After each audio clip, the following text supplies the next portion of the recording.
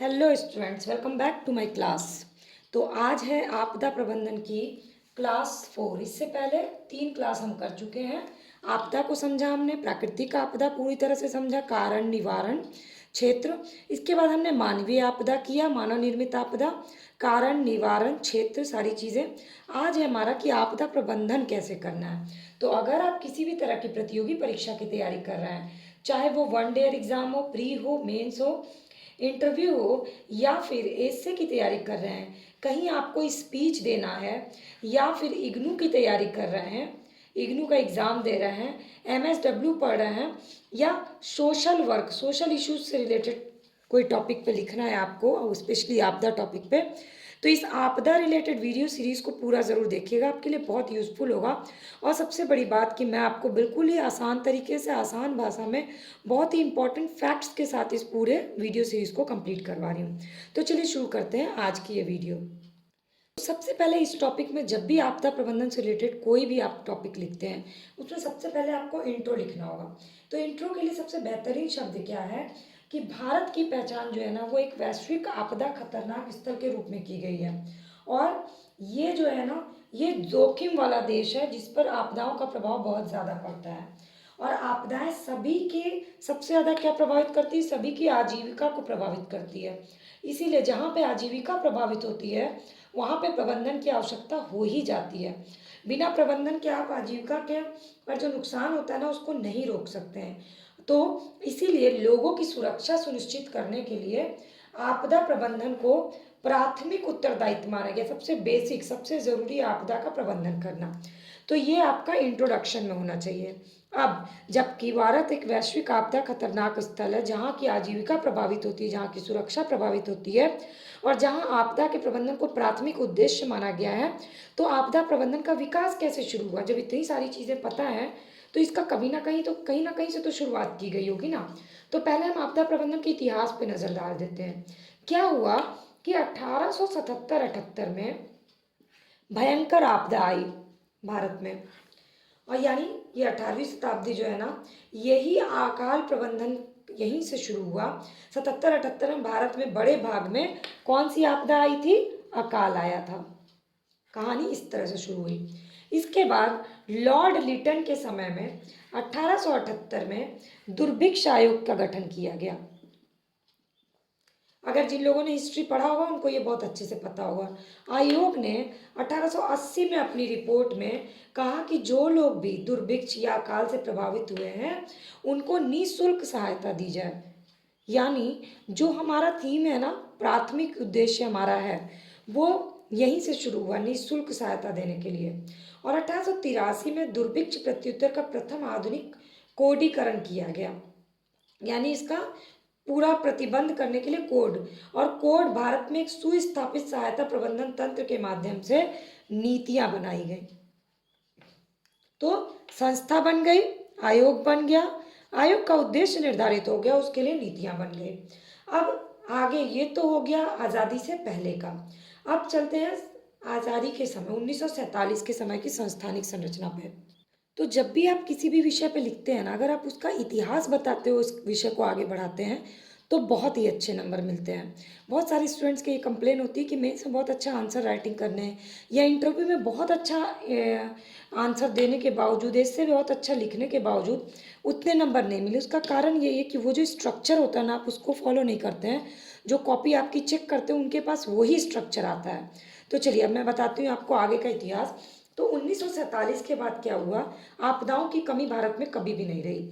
1947 के बाद खाद्यान्न की कमी होनी शुरू हुई, अकाल जस का तस कंटिन्यू रहा। और ऐसे में क्या किया गया, जब कृषि मंत्रालय बना, तो कृषि मंत्रालय को दे दिया गया आपदा प्रबंधन का काम, जैसा कि मैंने आपको लास्ट क्लास में बताया था। और उसमें एक अलग से प्रबंधन के लिए प्रभाग बना दिया गया। लेकिन कृषि मंत्रालय को क्या दिया गया था? ये पीटी का भी क्वेश्चन है। प्राकृतिक आपदा निपटाने के लिए। धीरे धीरे क्या हुआ, 1999 में आया उड़ीसा का महाचक्रवात, 2001 में आया भुज का भूकंप। इस तरह से 1991 से 93 में लातूर भूकंप आया, 1998 में फ्लश फ्लड आया। तो इससे क्या हुआ ना कि समझ में आने लगा कि सिर्फ प्राकृतिक आपदा ही नहीं आ रही, बल्कि भारत को मानव निर्मित आपदा भी प्रभावित कर रही है। तो ऐसे में 2002 में आपदा प्रबंधन का विषय गृह मंत्रालय को सौंप दिया गया। ये very important fact for your answer writing and for your pre exam. लेकिन जो ये गृह मंत्रालय को दिया गया तो इसमें राज्यों का उत्तरदायित्व भी बढ़ाया गया। आपदा के समय राज्य भी अपना उत्तरदायित्व का निर्वहन करेंगे और साथ ही साथ सरकार भी उनकी सहायक के रूप में भूमिका निभाएगी। तो ये हो गया, केंद्रीय सरकार और राज्य सरकार दोनों ही तरह से एक भूमिका निभाएगी। ये हो गया 1947 के बाद अब तक की। आप अब तक में अभी जो 2020 में आया है ना कोविड-19, इसका भी जिक्र कर सकते हैं, इस समय की स्थिति का भी।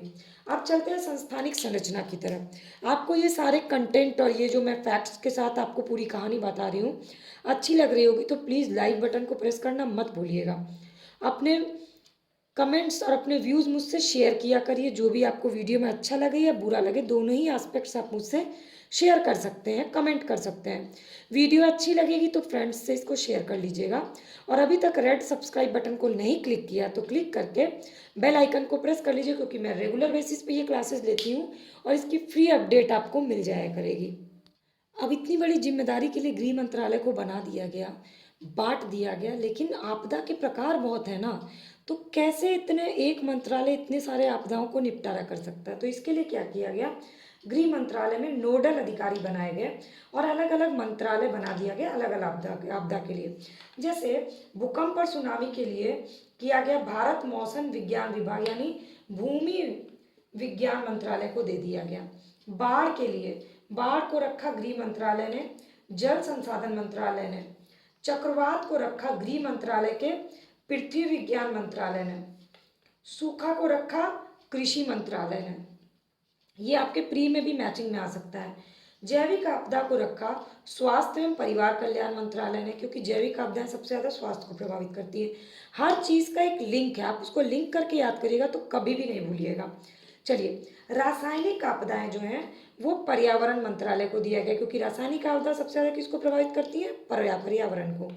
नाभिकीय आपदा जो है वो परमाणु ऊर्जा मंत्रालय को दिया गया।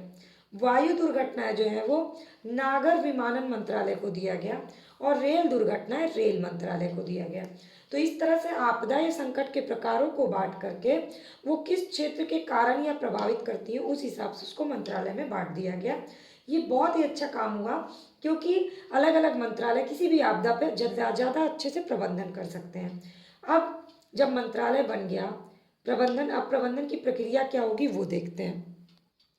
मंत्रालय भी बन गया, अब क्या है, मंत्रालय के नीचे भी कार्य करने का एक तरीका है। पूरी तरह से मंत्रालय तो किसी को देखता नहीं है, तो मंत्रालय उसके लिए कार्यों का विभाजन करता है। तो मंत्रालय ने क्या किया कि एक संकट प्रबंधन समूह बनाया सबसे पहले, यानी देश में किसी भी संकट की स्थिति में सही तरह से प्रबंधन करने के लिए गृह सचिव के अंतर्गत एक संकट प्रबंधन समूह बनाया गया, जो कि आपदा राहत कार्य की योजना तैयार करता है। कोई भी आपदा के समय योजना तैयार करना।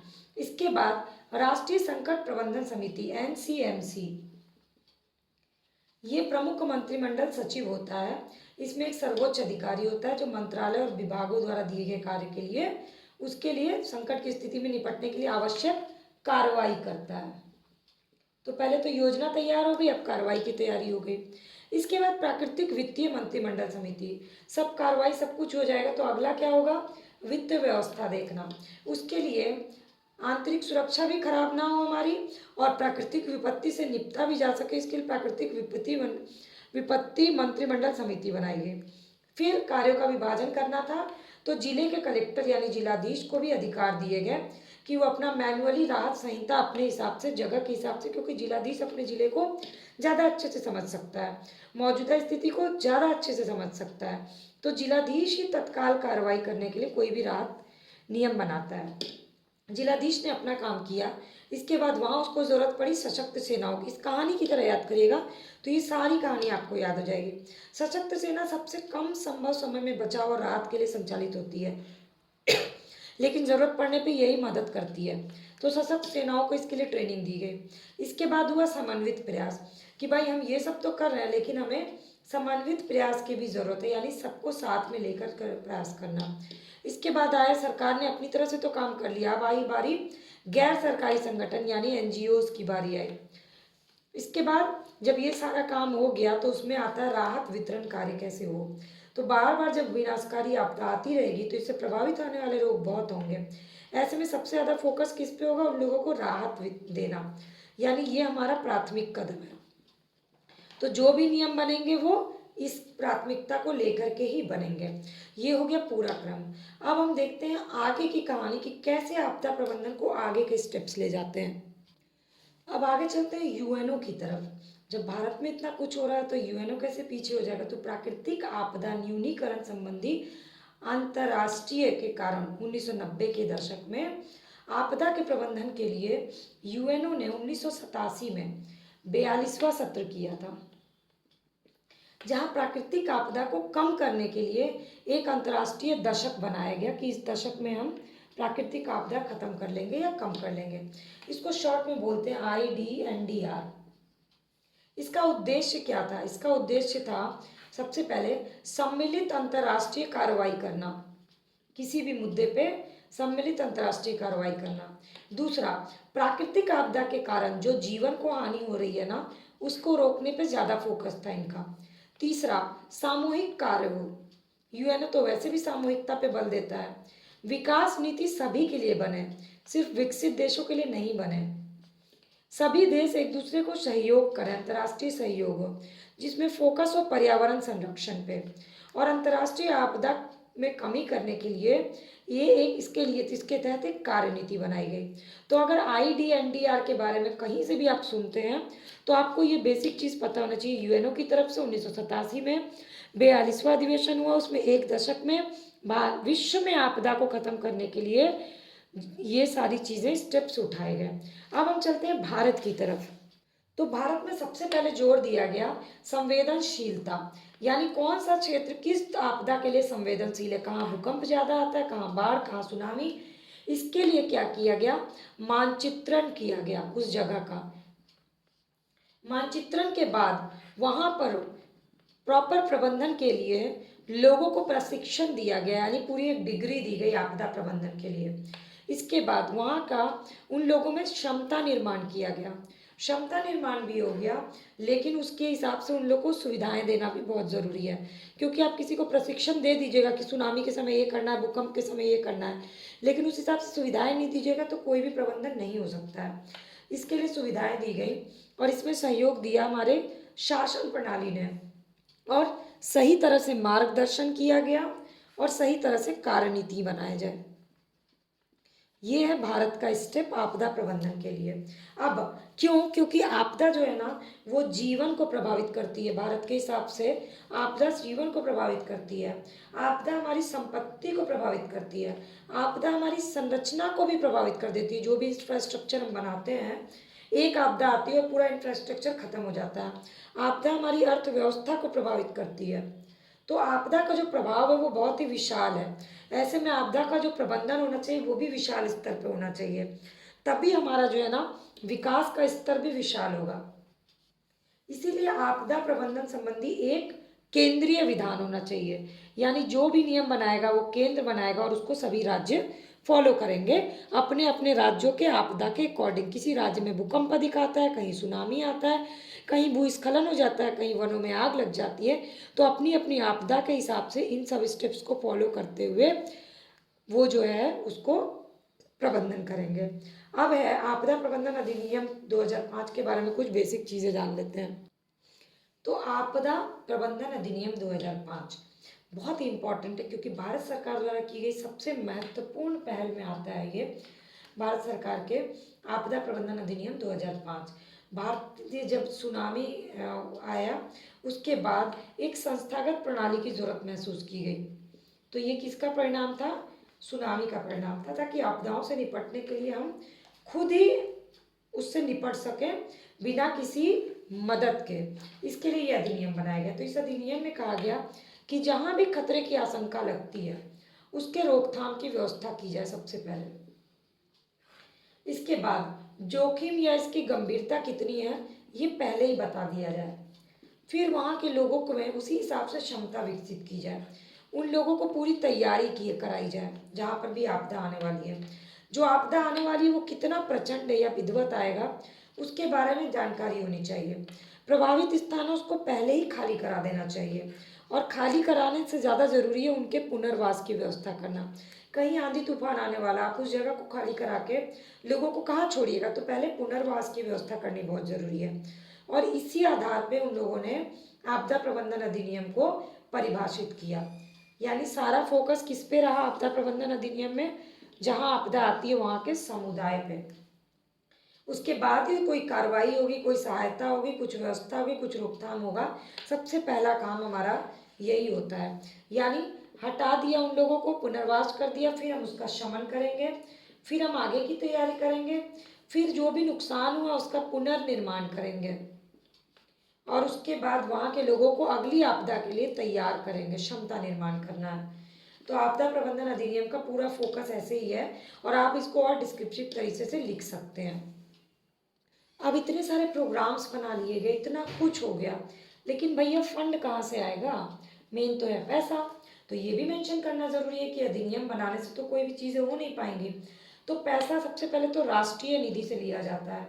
आपदा प्रबंधन अधिनियम में दो निधि है, राष्ट्रीय आपदा निधि और राष्ट्रीय आपदा शमन निधि। तो इन दोनों निधियों से पैसा लिया जाता है। दूसरा, पुनर्वास के लिए अलग व्यवस्था की गई है, अलग तरफ से पैसे की व्यवस्था की गई है। इसके बाद है राज्य निधियाँ, ये तो राष्ट्रीय निधि हो गई। इसके बाद है राज्य निधि, तो राज्य आपदा प्रतिक्रिया निधि के नाम पे बनाया गया हर राज्य में। इसके बाद आता है जिला निधि, हर स्तर पर है, जिला आपदा प्रतिक्रिया निधि है जिला के लिए। तो ओवरऑल फंड की व्यवस्था हर लेवल पे की गई है। अब जब आपने इतना कुछ मेंशन कर दिया, तो लास्ट में आपको कंक्लूजन में लिखना है कि भारत पर बार बार होने वाली विनाशकारी आपदा जो है ना, बहुत ज़्यादा प्रभाव डालती है, और प्रभाव के कई एस्पेक्ट्स होते हैं, मानव जीवन, धन, अर्थव्यवस्था, जलवायु, स्ट्रक्चर, सबको प्रभावित करती है। तो जब इतने विशाल स्तर पे कोई भी चीज़ को प्रभावित करती है, तो उसकी तैयारी भी विशाल स्तर पे होने चाहिए। और आपदा प्रबंधन अधिनियम जो है ना, ये गैर संरचनात्मक, संरचनात्मक, मंत्रालय के अधीन और जिला, राज्य, राष्ट्रीय सभी के अधीन होती है, ताकि सही तरह से आपदा का प्रबंधन हो सके और हमारे देश को तरह तरह की आपदाओं से बचाया जा सके। तो आपका कंक्लूजन हमेशा पॉजिटिव होना चाहिए। और पूरी वीडियो देखने के बाद आपको मुझे एक कमेंट ज़रूर करना चाहिए, चाहे आपको वीडियो अच्छी लगी हो तब भी करिए, अच्छी लगी हो तो भी करिए। मुझे अपनी दोनों ही तरह के कमेंट्स मुझे पसंद है। मुझे पता चलता है कि मेरी कमियां क्या हैं, ताकि मैं आपको अपनी कमी को सुधार के आपके लिए और अच्छी वीडियोस बना सकूं। और पॉजिटिव कमेंट्स जो है मुझे अप्रिशिएट करते हैं, तो मैं आपके लिए और मेहनत करती हूं। और प्लीज़ सब्सक्राइब बटन को क्लिक करके बेल आइकन को प्रेस करना मत भूलिएगा।